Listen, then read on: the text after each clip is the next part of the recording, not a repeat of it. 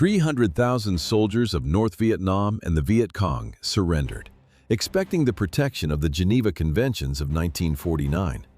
The signed documents guaranteed them life. Yet the captives found themselves plunged into a zone of complete lawlessness. They anticipated the safety promised by international agreements, but received severe beatings and extreme isolation inside hidden military camps. The interrogation methods developed here would later form the foundation for secret programs of the Central Intelligence Agency. The United States and the American-backed Army of the Republic of Vietnam controlled a massive population of prisoners. Camp authorities stripped 300,000 men of their rights. They turned human beings into raw material for intelligence gathering. The Geneva Conventions dictated strict regulations for handling captured personnel, demanding proper shelter and medical care. However, these sprawling detention centers operated entirely outside the boundaries of any recognized legal framework.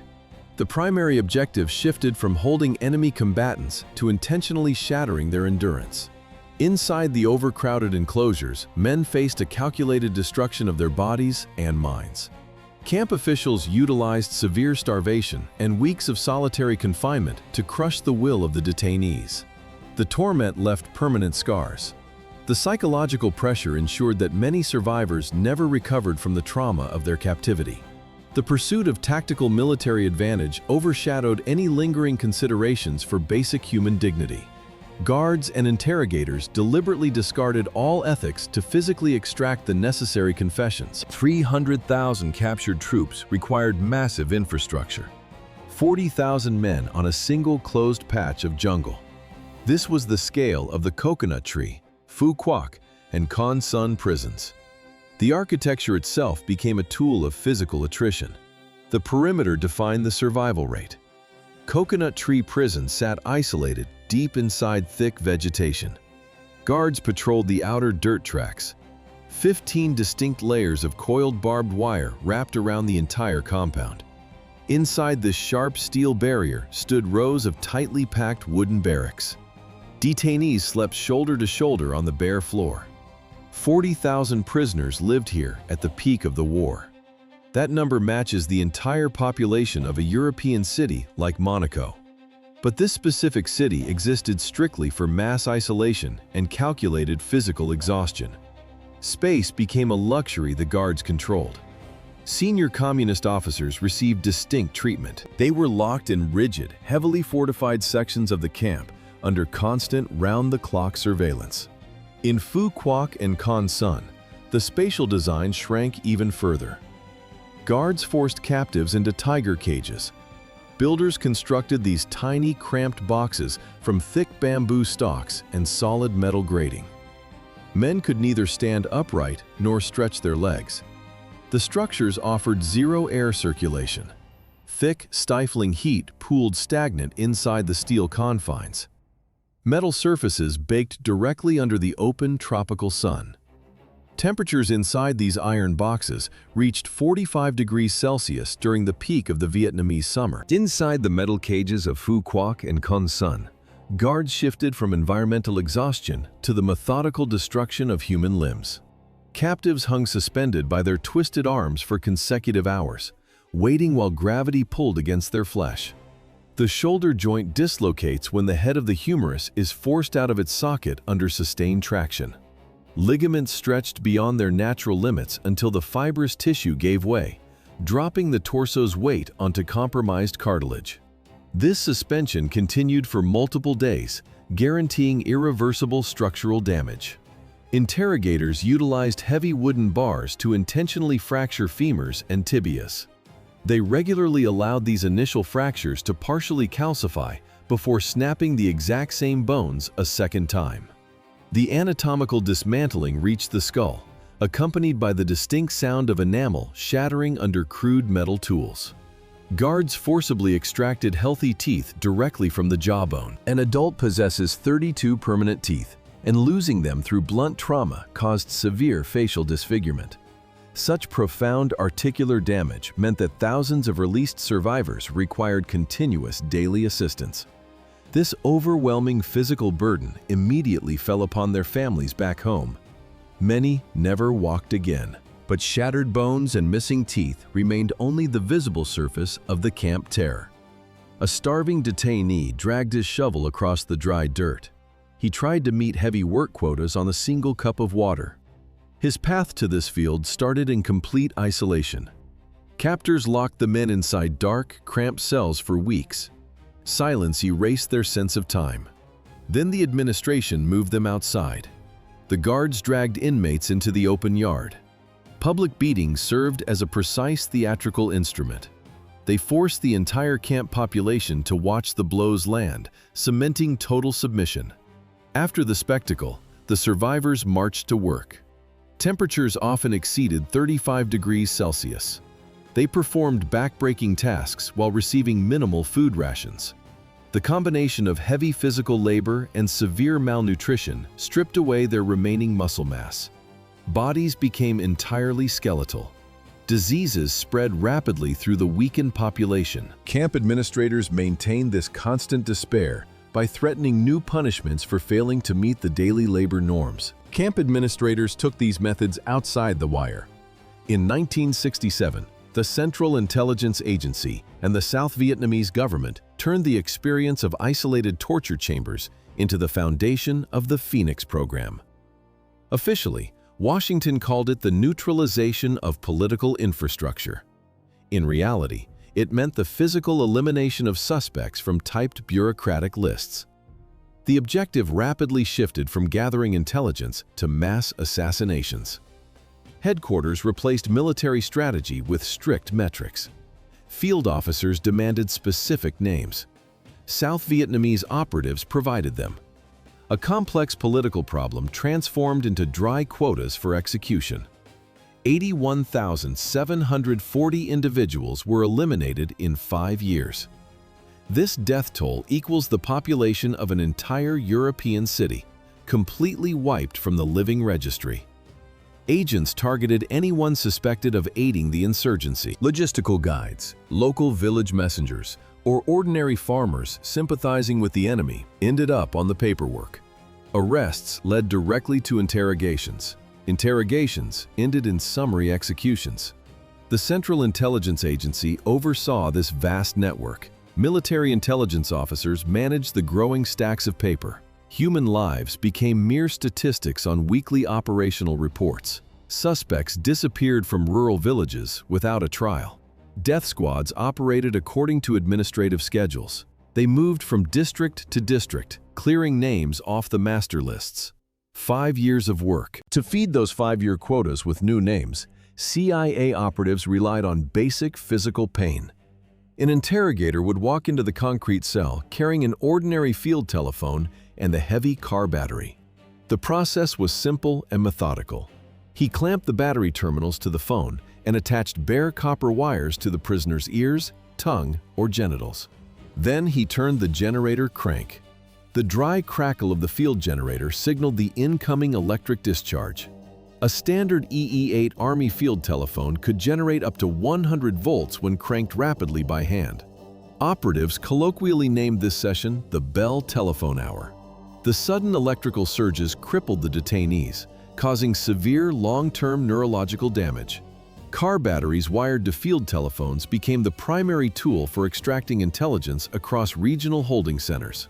But electricity was only the first step in breaking a human mind. When standard electric shocks failed to produce tactical coordinates, the interrogators shifted to biological terror. They forced uncooperative prisoners into tight, confined wooden boxes. The guards then dropped live snakes, thick eels, or venomous scorpions inside the pitch-black space. The physical degradation combined with intense psychological horror shattered the detainees. The victims had no room to recoil from the sudden venomous strikes in the dark. The threat of death remained constant. When physical torment failed to break a captive, interrogators shifted their focus toward deep psychological pressure and the outright purchase of intelligence.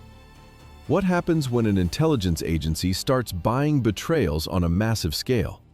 Execution rosters quickly overflow with the names of personal rivals instead of actual guerrilla commanders. Mock executions became a standard procedure to shatter the minds of detainees before anyone even offered them money. Guards would blindfold a prisoner, bind their hands tightly behind their back, and force them to their knees in the dirt. The captive heard the distinct metallic clatter of rifles being loaded, followed by the sudden sound of gunfire directed just inches above their head. This deliberate theatrical cruelty left the victims entirely disoriented, rendering them too terrified to resist further questioning or protect their allies. Once the prisoners were broken, the intelligence officers introduced powerful financial incentives to secure a steady flow of fresh targets.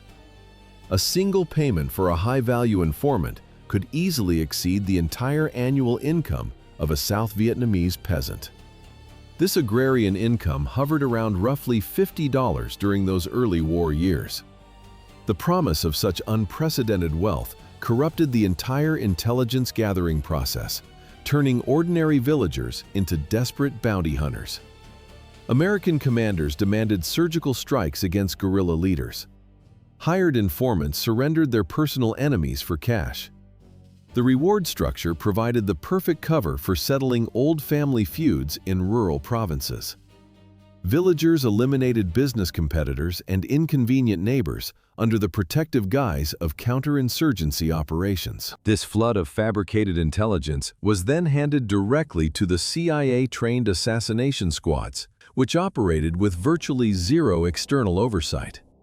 These specialized kill teams were deployed to eliminate the newly identified suspects quickly and efficiently, bypassing any formal judicial review.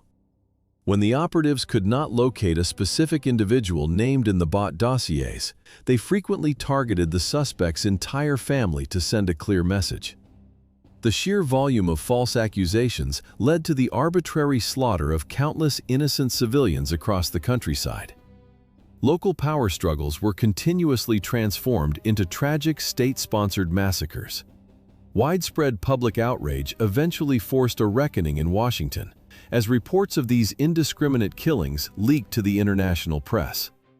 In 1972, the program was officially terminated due to public protests. Public protests eventually shut down the targeted ground assassinations, so Washington shifted its focus to the sky to destroy the partisans' natural cover. 80 million liters of herbicides. A C-123 transport plane would drop to 50 meters over the dense canopy. It dragged a thick, white cloud of chemical mist behind its tail. The droplets settled silently on branches and vines. Within a few days, the green leaves curled inward, turned brown, and fell to the soil. Only bare, pale trunks remained standing. Companies like Monsanto and Dow Chemical manufactured this defoliant in industrial volumes. Between 1962 and 1971, the military deployed the weapon across the country. They sprayed the poison directly over more than 20,000 square kilometers of forests and rural farmlands.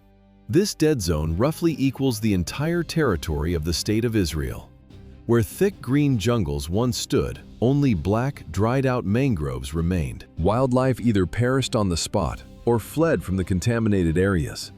Rice crops withered in the open fields. The intended military objective was to cut off the food supply for combatants. But the defoliant starved ordinary peasants just as quickly.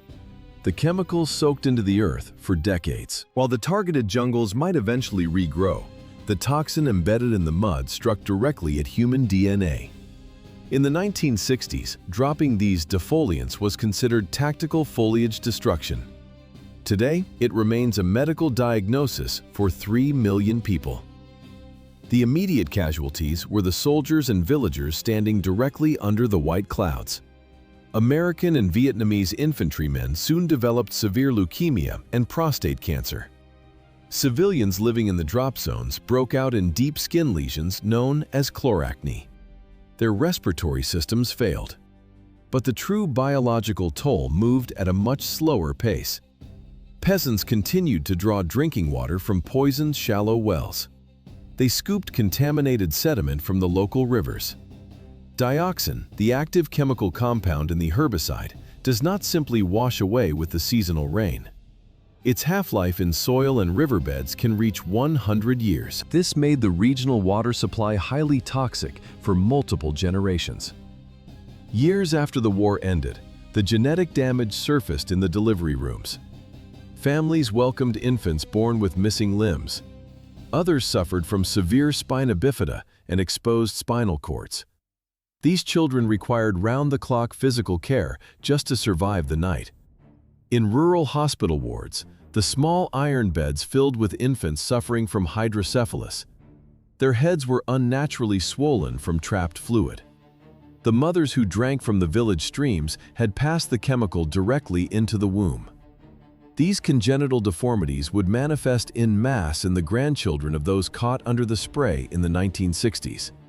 The poison altered the cellular blueprint of entirely new bloodlines. 3 million Vietnamese live with the consequences of dioxin poisoning today. 2.5 million tons of explosives fell on a country officially not involved in the conflict. The desperation to sever guerrilla supply lines forced the United States to ignore the borders of neutral neighbors. Between 1964 and 1973, the Ho Chi Minh Trail became the primary target. This web of dirt roads funneled fighters straight into South Vietnam. Commanders authorized strikes across the frontier. Formations of heavy bombers approached from the clouds. The low roar of their engines eclipsed all sounds of the forest below. Then the bomb bay doors opened. The payloads released in massive clusters. Whole farming communities vanished in minutes under the shockwaves. 2.7 million tons of bombs were dropped on Laos alone. The tactical problem of logistics evolved into a regional catastrophe. The population of Laos in the 1960s stood at roughly 2.4 million people. That equaled more than 1 ton of explosives for every single resident. In neighboring Cambodia, strikes hit suspected guerrilla sanctuaries. The countryside flattened. Paranoia over hidden supply routes erased the line between military targets and civilian settlements. The human toll escalated rapidly. Between 250,000 and 350,000 people perished in the blasts. Over 400,000 individuals suffered severe wounds from shrapnel and collapsing structures. The strikes displaced nearly 1 million villagers. They abandoned their ancestral lands and navigated through freshly made craters. The sheer volume of munitions saturated the earth. A massive percentage of the dropped ordnance failed to detonate upon impact and sank deep into the topsoil. Nearly 1/3 of the heavy metal dropped across Laos and Cambodia remained buried just beneath the surface.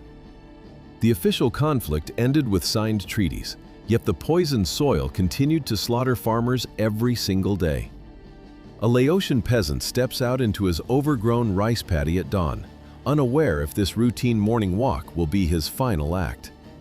He clears the heavy brush with a machete. The blade suddenly strikes a solid, unfamiliar object hidden among the tropical roots. Rusted cluster bomb casings lie deeply embedded beneath the vegetation, maintaining their lethal capability for decades. These remnants of a forgotten campaign possess highly sensitive triggers. They react instantly to the slight pressure of a wooden plow or the careless footstep of a playing child. Children suffer disproportionately across these rural provinces, drawn to the strange, spherical objects scattered in the dirt. Laos covers 236,000 square kilometers of rugged terrain. The sheer density of hidden explosives has rendered millions of agricultural acres permanently unusable. Entire generations remain trapped in isolated villages, unable to safely cultivate their own ancestral lands. The persistent contamination of fertile farmland severely paralyzed the economic recovery of the entire region. Fear dictates the daily routine of the rural population, forcing communities to choose between starvation and the high probability of sudden dismemberment. Local hospitals continuously receive the victims of an air campaign that ended decades before they were even born. The quiet fields of this neutral nation exact a terrible post-war toll. 20,000 dead from old shells in peacetime. While aviation burned neutral nations, Ground Command solved the partisan problem by rewriting the law. A squad crosses an invisible line. Standard combat rules vanish.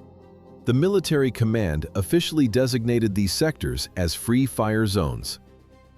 South Vietnam held almost 19 million people, Yet military directives transformed entire populated districts into hostile territory by a simple stroke of a pen. The mechanics were simple. Anyone remaining inside these borders became an enemy combatant by default. Soldiers received explicit directives: treat anything that moves as a target.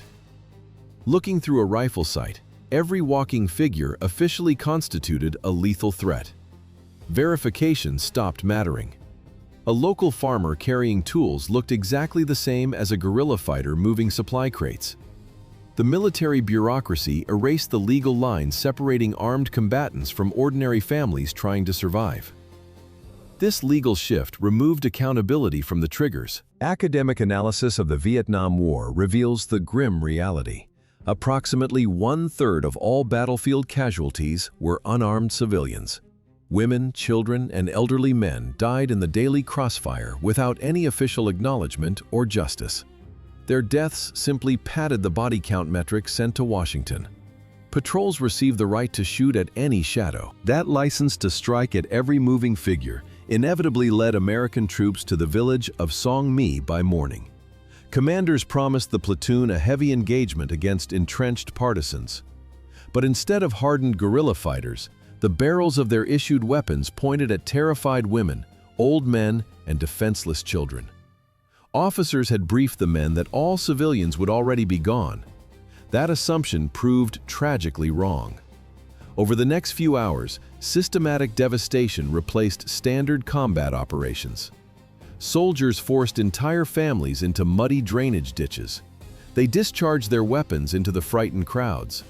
The final casualty count reached 347 unarmed civilians. Platoon members committed severe offenses against women and girls as young as 10 years old. Huts burned to the ground. The thick smell of ruined crops and tainted mud filled the humid morning air. Men readied the mechanisms on their tactical devices. They dropped the active explosives directly into the village drinking wells. The underwater blast destroyed the only clean water supply, ensuring total devastation for anyone who somehow managed to survive the gunfire. The sheer scale of the atrocity demanded answers from high-ranking military tribunals.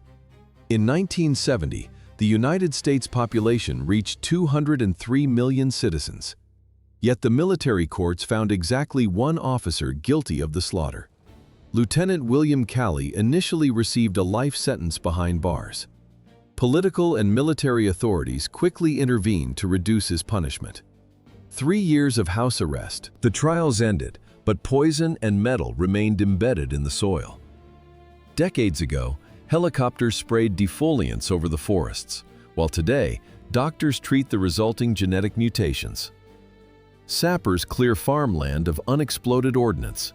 Medical programs fund surgeries for physical deformities, battling the dioxin passed through generations. Veterans and civilians share profound psychological trauma. Crutches and wheelchairs stand beside flooded rice fields.